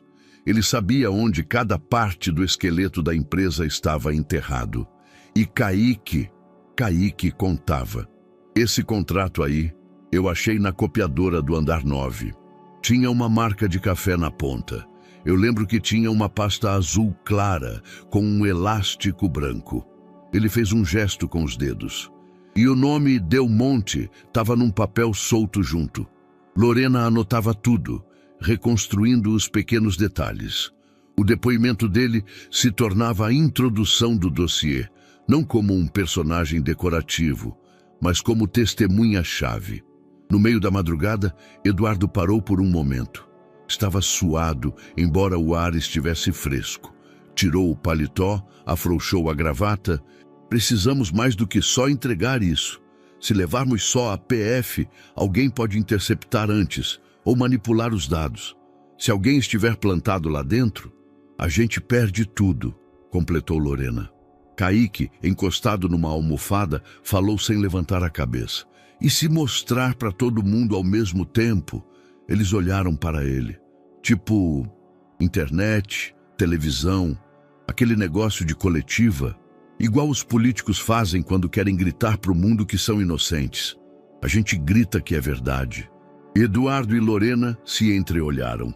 A mídia, disse Eduardo. Se isso vaza para a imprensa ao mesmo tempo que chega na polícia, eles não podem enterrar. Viraria escândalo nacional. Lorena assentiu lentamente. Vamos montar 2 versões do dossiê. Uma técnica com todos os anexos para entregar à PF e uma versão acessível, com resumo, vídeos e provas-chave para distribuir à imprensa. Kaique sorriu. Tipo bomba. Quando aperta, explode em todo canto. Eduardo respirou fundo. Então é isso. A gente joga tudo. E depois, aconteça o que acontecer, o país vai saber. O sol começava a nascer quando Eduardo imprimiu a última página do relatório principal. Kaique dormia no sofá, com a cabeça encostada na lateral da estante. Lorena revisava os dados com uma caneta vermelha. Do lado de fora, um novo dia nascia. Mas ali dentro, o mundo já tinha mudado. Eles sabiam que o risco agora era absoluto, mas também sabiam, finalmente, que não estavam mais sozinhos. E a verdade, enfim, estava prestes a ser dita. O carro preto freou suavemente na lateral do Tribunal Federal. O céu estava nublado e o ar parecia mais denso naquela manhã. Da calçada até a escadaria do prédio, uma barreira de segurança fora montada. Repórteres e cinegrafistas se acotovelavam, tentando capturar qualquer imagem que pudesse antecipar o momento. O menino que fez o país parar estava ali dentro. Kaique ajeitou a gola do moletom emprestado.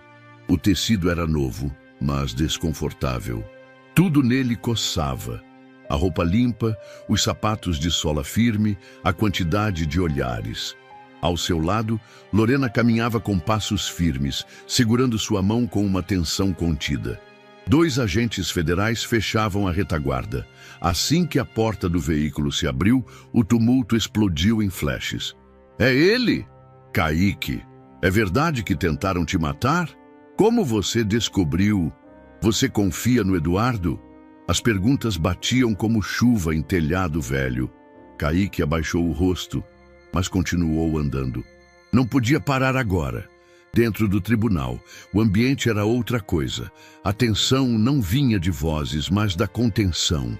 Cadeiras enfileiradas com precisão cirúrgica, juízes togados, promotores com laptops, servidores públicos cochichando enquanto conferiam documentos.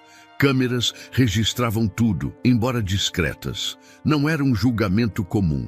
Era um acontecimento de interesse nacional. Kaique entrou pela porta lateral. Suas passadas ecoaram no mármore. Havia algo de solene na forma como ele cruzou aquele chão, como se atravessasse a infância para sempre. O juiz-presidente, um homem com rosto austero e barba cuidadosamente aparada, ergueu os olhos de seus papéis e o acompanhou com o olhar. Chamamos à tribuna o menor Kaique dos Santos Oliveira, na condição de testemunha assistida e sob medida protetiva federal. Silêncio total. Kaique subiu o pequeno degrau, passou pelos microfones e se sentou na cadeira de depoimento. Ajustaram o apoio de braços para sua altura. Ele ficou pequeno ali, mas ocupava o espaço com algo mais forte que presença. Senhor Kaique, começou o juiz com um tom firme, está ciente da seriedade de sua presença aqui? Tô sim, senhor. Está pronto para contar sua versão dos fatos? Eu tô. Então, pode começar. A voz de Kaique tremeu nas 2 primeiras palavras, mas se estabilizou depois. Eu morava na rua com minha mãe. Ela é faxineira. Trabalhava num prédio grande à noite, a empresa Autoré. A gente dormia em lugares escondidos. Eu entrava sem ninguém ver, dormia perto das copiadoras. Ninguém ligava para mim. Um dia achei um papel. Era um contrato grande, com letra difícil. Mas uma parte me deixou com medo. Estava escrito responsabilidade por débitos ocultos. Eu lembrei do que meu avô dizia. Ele dizia, quando a esmola é muita, o santo desconfia. Ele respirou. Depois vi o presidente da empresa indo assinar. Entrei correndo na sala e gritei. Gritei que era furada, que iam roubar ele. E como reagiram? Riram, zombaram, me chamaram de lixo, me expulsaram. Mas o homem, o presidente, ele escutou. E então, a gente achou um pendrive. Eu, a doutora Lorena e o moço Eduardo. Tinha tudo lá. Vídeo de outro cara, um estagiário. Ele também tinha descoberto. Sumiu. Ninguém mais viu ele. No pendrive tinha gravação, tinha prova. O juiz observava com atenção. Alguns promotores tomavam nota. Outros olhavam direto para o menino. Depois começaram as ameaças. Tentaram me atropelar. Seguiam minha mãe. Mas a gente continuou. Juntou tudo. A doutora organizou. O moço Eduardo ajudou. E por que você está aqui hoje, Kaique? Ele hesitou. Olhou ao redor. Porque quem vê tem que falar. Silêncio. Aquela frase atravessou a sala como uma lâmina. Simples, crua, impossível de rebater. Só isso? Perguntou o juiz com voz mais suave. Isso é tudo. Eu vi. E se ninguém falar, eles continuam. E vão fazer com outro, com mais 100. Os juízes trocaram olhares. Um deles limpou os óculos discretamente. Um assessor sussurrou algo ao promotor-chefe, mas ninguém disse uma palavra contra. Do fundo da sala, uma das jornalistas levantou o celular e começou a digitar freneticamente. Em minutos, a frase "Quem vê tem que falar" estava nos trending topics nacionais. Na saída, o sol tinha rompido as nuvens. Na escadaria do tribunal, repórteres o aguardavam como se esperassem um herói. Mas Kaique estava exausto. Lorena o abraçou e o conduziu até o carro. Eduardo os esperava na porta. "Você falou por mim também", disse ele, ajoelhado à altura do menino. Kaique olhou para ele, depois para os microfones, para as câmeras, para os rostos esperando mais frases virais. Mas o que disse foi simples. "Agora eles sabem. Agora não tem mais volta." E entrou no carro. Dentro do veículo, com as janelas fechadas e o mundo batendo do lado de fora, ele finalmente soltou um suspiro longo, quase infantil. Lorena o abraçou pelos ombros. Eduardo olhou para os dois e disse: "Hoje você foi gigante. Hoje eu só falei o que ninguém quis ouvir." Kaique encostou a cabeça no vidro e fechou os olhos. Lá fora, o país começava a despertar de outro jeito. O som das viaturas da Polícia Federal cortou o silêncio do condomínio em Alphaville pouco antes das 6 da manhã. O portão principal ainda estava fechado quando os primeiros agentes, armados e vestidos com coletes táticos, exigiram entrada imediata. Não havia estardalhaço, havia precisão. Uma coreografia legal e implacável. Patrícia Nogueira, envolta em um robe branco de seda, atendeu a campainha com os olhos ainda úmidos de sono. A surpresa durou meio segundo. Em seguida, seu semblante se recompôs, como o de uma atriz experiente diante do flash inesperado. "Senhora Patrícia Nogueira", disse um dos agentes com o mandado em mãos. "A senhora está sendo presa por envolvimento em organização criminosa, falsidade ideológica, lavagem de dinheiro e fraude corporativa." Ela não chorou, não gritou, apenas estendeu os braços para ser algemada com o mínimo de dignidade que lhe restava. Marcos Del Monte foi localizado 2 horas depois em um flat de luxo na Avenida Faria Lima. Tentava embarcar em um carro de aplicativo com uma mochila contendo dólares, cartões clonados e documentos adulterados. A prisão foi rápida e silenciosa. A repercussão começou ainda antes das 8 da manhã. Os noticiários interromperam a programação para anunciar as prisões. As manchetes invadiram os portais principais com expressões como "Esposa de ex-presidente da Autoré é presa. Quadrilha fiscal pode ter desviado mais de 280 milhões de reais." Mas o que realmente incendiou o país foram os trechos do depoimento de Kaique, agora reexibidos sob novos olhos. As redes sociais se encheram de vídeos com cortes emocionantes da fala do garoto. Em especial, 2 frases viralizaram. "Quem vê tem que falar. Eu só fiz o que ninguém quis fazer." Kaique, que antes era invisível para o sistema, tornava-se símbolo de integridade.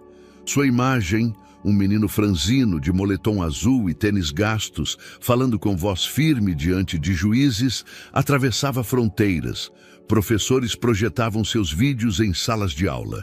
Movimentos sociais criaram campanhas usando seu nome. Na sede da Autoré, o clima era de desintegração.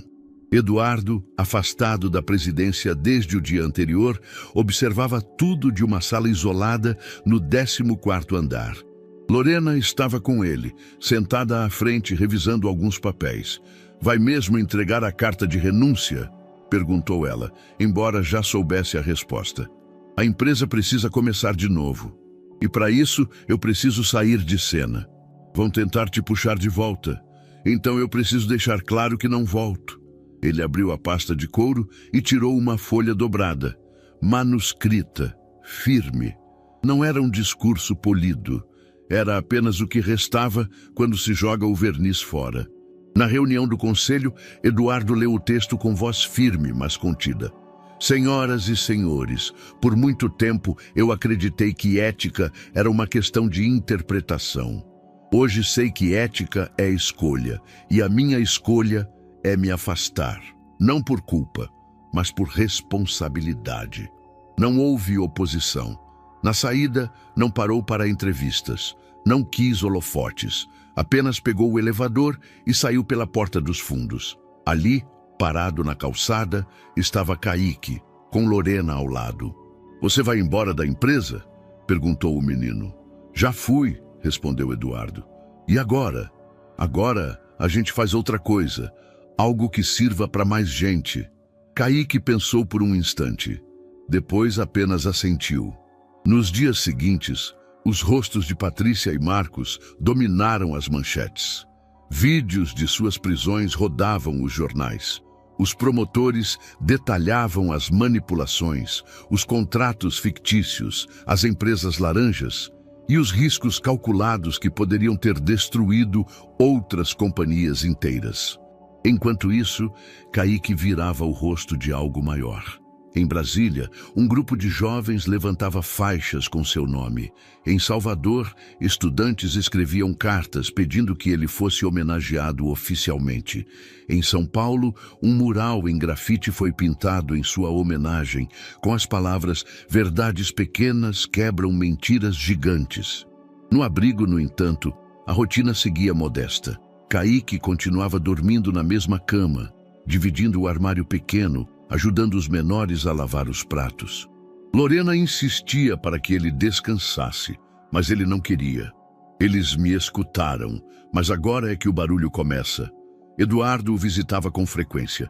Sentavam-se juntos no pátio. Falavam pouco. Você já pensou no que quer ser? Perguntou Eduardo em uma dessas tardes. Eu só queria estudar, respondeu. O resto a gente vê depois. Eduardo sorriu. Isso já é mais do que muita gente pensou na vida inteira. A queda dos gigantes não foi apenas jurídica, foi simbólica. Patrícia e Marcos foram transferidos para unidades federais de segurança. Os bens foram bloqueados. A Autoré anunciou reformulação. O nome da empresa foi retirado da fachada temporariamente. E no meio de tudo havia um menino. Um menino que um dia gritou. E o mundo, enfim, teve que escutar. Era madrugada no abrigo. Os colchões estavam alinhados, o ar parado. Mas Kaique, deitado, não dormia. O corpo suava, o travesseiro úmido, o rosto virado para a luz fraca do corredor. Desde o depoimento, o sono vinha em pedaços. As imagens voltavam, flashes, juízes, o carro preto, faróis e uma voz insistente. Você falou... Agora eles vêm. Nos primeiros dias, Kaique evitava o refeitório, os colegas, até o espelho.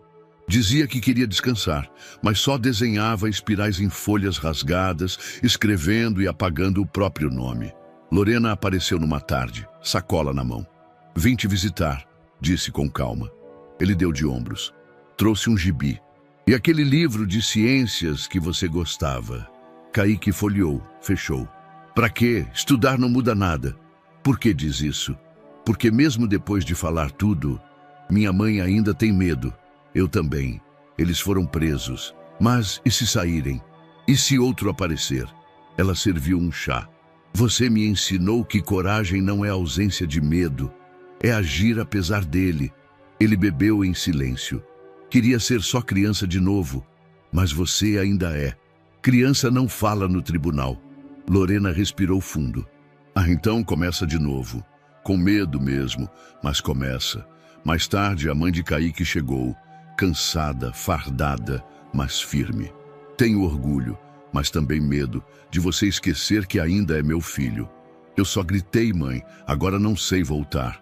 Não volta não, só vai, com calma, e caderno na mão. Naquela noite ele dormiu com a janela aberta. Ainda sonhou, ainda acordou. Mas não pulou da cama, apenas respirou. No dia seguinte, foi até o refeitório. Ainda tem o livro de ciências? Tenho. E de história. E matemática também. Me dá os 3. Vai encarar tudo isso? Se o mundo é confuso, eu quero entender. Ela entregou. Ele abriu. Leu devagar. Lá fora, o mundo ainda falava dele. Mas ali dentro, o silêncio era outra coisa. Era recomeço. O portão da escola se abriu devagar, como se o tempo quisesse dar mais uns segundos de preparo. Era segunda-feira, 7h20 da manhã, e o campus ainda cheirava a limpeza de fim de semana. Jardins cortados, chão encerado, janelas abertas deixando entrar o ar de outono. Kaique desceu do carro com a mochila nova nas costas, ainda rígida, sem dobras, e os olhos tentando capturar tudo ao mesmo tempo. O prédio era amplo, de 2 andares, com vidros modernos e cores neutras. Uma escola de elite, um lugar que até pouco tempo atrás ele só teria visto por fora. Vai dar certo, disse Lorena ao lado dele. Ela o acompanhava naquele primeiro dia. E se não der, a gente tenta de novo no dia seguinte. Ele assentiu, mas a garganta estava seca. Ao entrar no hall, tudo parecia longe da realidade que conhecia. Os alunos usavam uniformes com bordados nos bolsos. Falavam baixo, mexiam em tablets, organizavam livros em estojos caros. Ninguém correu, ninguém gritou. Era como se todos tivessem ensaiado aquele começo de aula. Kaique caminhou até a secretaria, apresentou o nome. A funcionária sorriu, entregou o crachá de identificação e apontou para um rapaz de camisa azul clara. Aquele ali é o Enzo. Vai te mostrar o colégio. Enzo o cumprimentou com um sorriso polido. Bora, Kaique. Pode ser. Subiram as escadas em silêncio. Kaique percebeu os olhares, nada escancarado, mas estavam ali. Olhares prolongados demais, cochichos curtos, curiosidade disfarçada. Você é o menino lá, né? Perguntou Enzo, quase sussurrando no corredor. O da história. Sou. De maneiro que você fez. Não fiz para ser maneiro. Enzo pareceu sem saber o que dizer. Parou em frente a uma porta. Esse é o seu quarto. Aqui os bolsistas têm quartos próprios. Por questão de adaptação, disseram. Kaique girou a maçaneta. O quarto era pequeno, mas só dele. Cama arrumada, estante com prateleiras vazias, uma mesa de estudos, uma luminária, um armário com etiquetas numeradas. Pela janela, via-se o jardim dos fundos. Ele largou a mochila no chão, andou devagar pelo espaço. Passou a mão no lençol.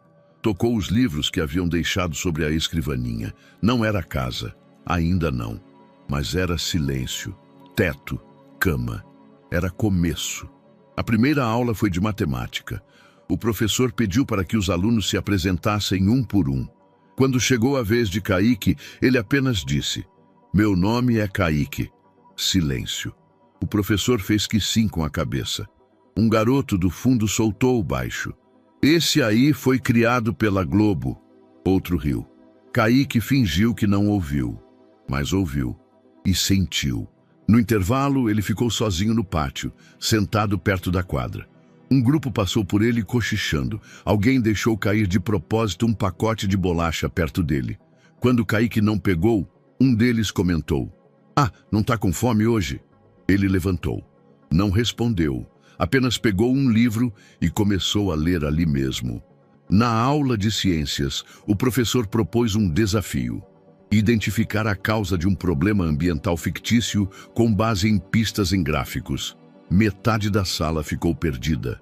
Kaique, após 10 minutos em silêncio, levantou a mão. O problema não é o esgoto, é o plástico não reciclado que altera a composição do solo.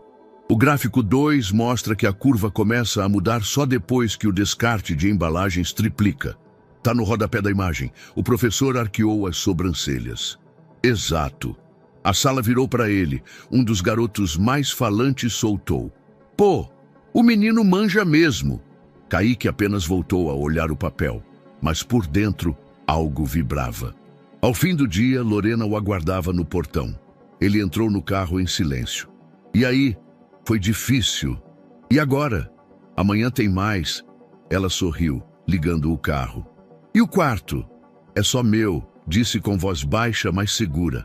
Era como se aquela simples frase carregasse algo enorme, algo que ele nunca pôde dizer antes. Naquela noite, Kaique não teve pesadelos. Leu até tarde, deixou a luminária acesa e, pela primeira vez desde o tribunal, dormiu de verdade. Era uma quinta-feira nublada, quando o professor de português entregou uma nova proposta de atividade. Todos os alunos deveriam escrever um pequeno artigo de opinião para o jornal da escola. Tema livre. Pode ser algo que vocês vivenciaram, algo que mexe com vocês. Mas tem que ser honesto, texto de verdade. Alguns colegas resmungaram, outros já planejavam textos sobre política estudantil ou críticas aos aplicativos de entrega. Kaique pegou a folha em branco e ficou em silêncio por longos minutos. Depois, escreveu um título com letra firme no topo da página: As Crianças Invisíveis. Escreveu sem pressa, de um só fôlego. Não com vocabulário rebuscado, mas com precisão. Falou de noites dormindo em caixas de papelão, do gosto de comida distribuída por voluntários, da vergonha de pedir, do medo constante de sumir e ninguém notar. A gente não desaparece quando morre, a gente desaparece quando ninguém vê. Entregou o texto sem fazer cópia, nem tirar foto. Só soube que havia sido publicado no jornal da escola uma semana depois, quando colegas começaram a cumprimentá-lo no corredor com olhares diferentes. Menos de curiosidade, mais de respeito. O artigo foi parar no site da escola. No fim de semana, viralizou em um grupo de professores do estado. Em menos de 10 dias, estava nas redes sociais. Na segunda-feira seguinte, o coordenador do colégio chamou Kaique na sala da direção. Sobre a mesa, uma pilha de envelopes. São para você. O quê? Cartas de meninos, de abrigos, de centros sociais, de escolas públicas, de outros estados. Ele pegou a primeira. A letra era tremida, cheia de erros, mas verdadeira. Eu moro no albergue aqui em Vitória. Eu li o que você escreveu. É como se tivesse contado a minha vida. Eu achei que só eu sentia isso. Obrigado por falar por mim. Assinava Luan, 10 anos. A segunda carta vinha do interior do Ceará. A terceira do sul de Minas. A quarta era desenhada sem texto, só a imagem de um menino debaixo de um poste, segurando um papel que dizia: Eu existo. Kaique ficou ali, parado, segurando as cartas. O peito apertado, os olhos cheios, mas firmes. Naquela noite, ele não conseguiu dormir. Voltou ao texto original, releu, pensou. Depois, abriu o notebook da escola emprestado e começou a desenhar um plano. No dia seguinte, apresentou a ideia a Lorena. Quero criar um canal. Pode ser no YouTube, pode ser simples, mas com espaço para as crianças contarem, não para pedir ajuda, para contarem. Contarem o quê? O que ninguém pergunta. Como é, como elas vivem, o que acham, o que sonham. Ela o observou por um momento. Você quer dar voz a quem ainda não teve. Eu quero devolver o que me deram. Um ouvido. Nas semanas seguintes, com a ajuda da biblioteca da escola e o apoio de 2 professores, Kaique criou o canal Vozes Pequenas, Verdades Grandes. Gravou o primeiro vídeo sozinho, sentado no quarto. Oi, eu sou o Kaique, e se você já dormiu com medo de sumir e ninguém procurar, esse canal é para você. Aqui ninguém precisa saber falar bonito, só precisa ter coragem para dizer o que nunca deixaram. Nos dias seguintes, chegaram os primeiros vídeos. Meninos com a câmera tremendo, meninas segurando cartolina com frases curtas, vozes tímidas dizendo: Eu já dormi na rua e sonhei com uma cama. Eu gosto de desenhar, mas ninguém nunca me deu lápis. Eu só queria uma chance. Kaique organizava, editava, postava. O canal não crescia rápido, mas crescia certo, com autenticidade, com histórias reais, com ecos de infância interrompida, mas nunca silenciada. No final do mês, ao caminhar pelos corredores da escola, um grupo de colegas o parou. Ei, disse um deles, o último vídeo, aquele do menino do Recife. Eu chorei. E minha mãe também. Kaique sorriu. Ele só queria ser ouvido, pois agora está sendo. Na biblioteca, enquanto preparava mais vídeos, um professor se aproximou. O que você está fazendo? É literatura também, sabia? É. Sim. Você está contando o país por dentro. O país que os livros não mostram, mas que precisa ser contado. Kaique pensou por um instante. Então talvez eu vire escritor também. O professor sorriu. Você já é. À noite, ao rever as cartas e programar os próximos envios de vídeos, Kaique sentiu algo que há muito tempo não visitava sua alma: pertencimento. Não importava mais se os colegas o entendiam por completo, ou se ainda o olhavam com filtros. Ele tinha um lugar. E mais importante, estava construindo lugar para outros. As vozes antes caladas agora atravessavam o país. E era só o começo. O auditório principal do Memorial da Educação, no coração de Brasília, estava lotado. Era uma tarde ensolarada de sexta-feira. E o evento, transmitido ao vivo para todo o país, marcaria a entrega do Diploma Nacional de Coragem Cidadã, um reconhecimento criado para homenagear atos de bravura civil. Mas aquela cerimônia era diferente. Dessa vez, não homenageariam policiais, bombeiros ou juízes. Homenageariam um menino de 9 anos. No camarim improvisado atrás do palco, Kaique ajeitava o colarinho da camisa branca diante do espelho. A camisa era nova, o paletó emprestado. Nos olhos, havia algo entre nervosismo e um cansaço antigo. Lorena o observava de pé, apoiada na moldura da porta. Pronto? Acho que nunca a gente está pronto para essas coisas, né? Ela sorriu. Mas você está preparado. É diferente. Ele assentiu devagar. E se eu gaguejar? Você só precisa falar a verdade, como sempre fez.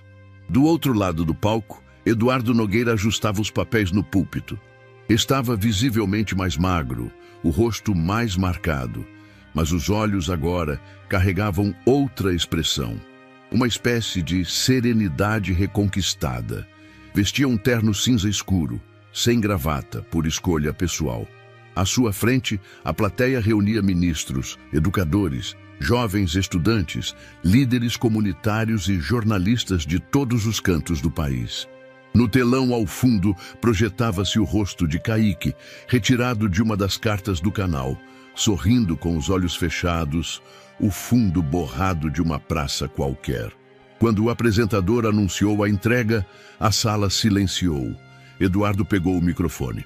Senhoras e senhores, boa tarde. Hoje estou aqui não como empresário, nem como ex-presidente de uma grande companhia. Estou aqui como alguém que quase foi enganado, que quase assinou um contrato que teria destruído tudo que construí, e que foi salvo por uma voz pequena. Fez uma pausa, respirou fundo. A coragem não tem idade, o caráter não depende de CEP, e a verdade às vezes vem de onde menos se espera. O menino que estou prestes a chamar arriscou tudo. Segurança, paz, invisibilidade, para impedir um erro. E por isso, o Brasil inteiro o escutou. O público aplaudiu. É com honra que entrego o primeiro Diploma Nacional de Coragem Cidadã a Kaique dos Santos Oliveira. O som dos aplausos encheu o auditório. Kaique entrou devagar pelo corredor central, com passos pequenos e firmes. Não olhou muito para os lados. Caminhava como alguém que carrega histórias pesadas, com a naturalidade de quem teve que amadurecer cedo demais. No palco, Eduardo o abraçou, entregou o diploma com as 2 mãos. Você não salvou só a mim, salvou uma geração que precisava acreditar que a verdade ainda importa. Kaique pegou o microfone, respirou. Os flashes já começavam. As câmeras da transmissão nacional estavam voltadas para ele. Eu não sei direito o que falar. De verdade. Risos baixos. Ele continuou. Quando a gente mora na rua, ninguém pergunta o que você pensa. Ninguém quer saber se você tem opinião. Só perguntam o que você quer comer, ou se você vai roubar. Às vezes nem perguntam nada. Fez uma pausa, os olhos fixos no público. Mas naquele dia, eu vi que iam fazer uma coisa errada. E mesmo sabendo que iam rir de mim, que iam me empurrar, que talvez eu nunca mais pudesse voltar, eu gritei.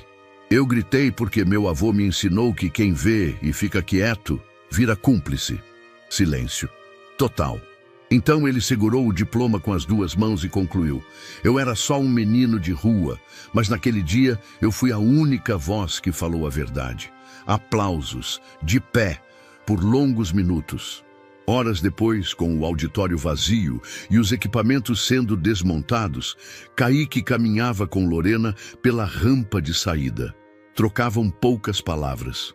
O dia tinha sido intenso, mas havia leveza em seus passos. O que você vai fazer agora? Perguntou ela. Agora eu vou para a aula. Aula? É sexta, mas eu tô com lição acumulada. E amanhã tem vídeo novo do canal para subir. Ela riu. Você não para, né? É que agora eu sei que tenho para onde ir. No final da tarde, um ônibus escolar amarelo parou em frente ao abrigo. Era novo, parte do projeto educacional que Eduardo havia lançado com outros parceiros após seu afastamento da Autoré. Kaique entrou por último. Sentou-se perto da janela. Observou a rua passando, os postes, os fios de luz, as calçadas com gente apressada.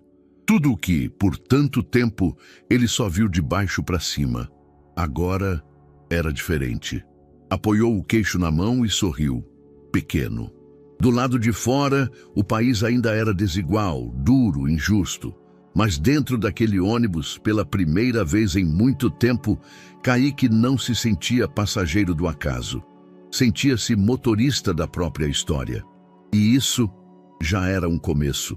E aí, o que você achou dessa história emocionante? Compartilhe com a gente sua opinião nos comentários. Adoraríamos saber o que você pensa. Não se esqueça de deixar seu curtir no vídeo para nos apoiar e se inscrever no canal. Nos vemos na próxima.